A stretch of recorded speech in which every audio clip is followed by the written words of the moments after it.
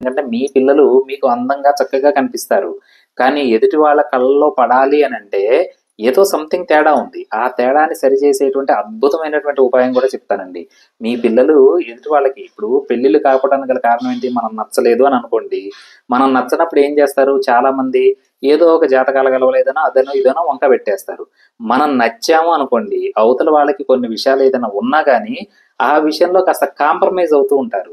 అలా కాంప్రమైజ్ అవ్వాలి అనంటే ఏం లేదండి, ఆడపిల్లల ఫోటోని మీరు వాయువ్యం దగ్గర పెట్టండి. వాయువ్యం మూల పెట్టండి. సేమ్ ఏ వాయువ్యం అయినా పర్వాలేదండి. లేటెస్ట్ ఫోటో ఫ్రేమ్ ఏదైతే ఉందో అదే. లేటెస్ట్ ఫోటో అంటే ఏంటి? మీరు ఏదైనా సరే మ్యాట్రిమోనీలో గానీ, తెలిసిన వాళ్ళకి గానీ ఇస్తుంటారు కదా ఫోటో. ఈ ఫోటో అని చెప్పి సేమ్ ఫోటోని ఒక చక్కగా ఫోటో ఫ్రేమ్‌లో కట్టించండి.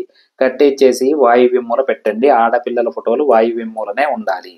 మరి మగపిల్లల ఫోటోలండి సేమ్ టు సేమ్ మగపిల్లలది కూడా లేటెస్ట్ ఫోటో లేదంటే మీరు మ్యాట్రిమోనీలో తెలిసిన వాళ్ళకి ఇచ్చేటువంటి ఫోటో ఏదైతే ఉందో దాన్ని ఫ్రేమ్ కట్టించి చక్కగా మీరు ఈ ఆగ్నేయం మూల పెట్టండి.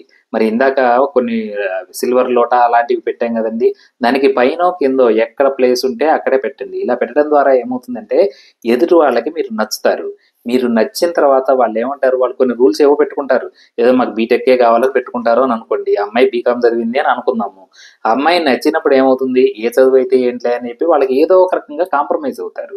ఈ కాంప్రమైజ్ అయ్యే నేచర్ ఎదుటి వాళ్ళు కాంప్రమైజ్ కావాలి అంటే నేను చెప్పినట్టుగా ఈ ఫోటో ఫ్రేమ్‌లు ఆడపిల్లలు వాయువ్యంలో, మగపిల్లలు ఆగ్నేయంలో ఈ ఫోటో ఫ్రేమ్‌లు పెట్టేయండి. ఖచ్చితంగా మీ పిల్లల వివాహాలు సెట్ అయితాయి.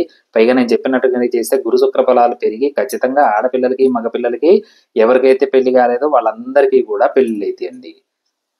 నమస్కారం.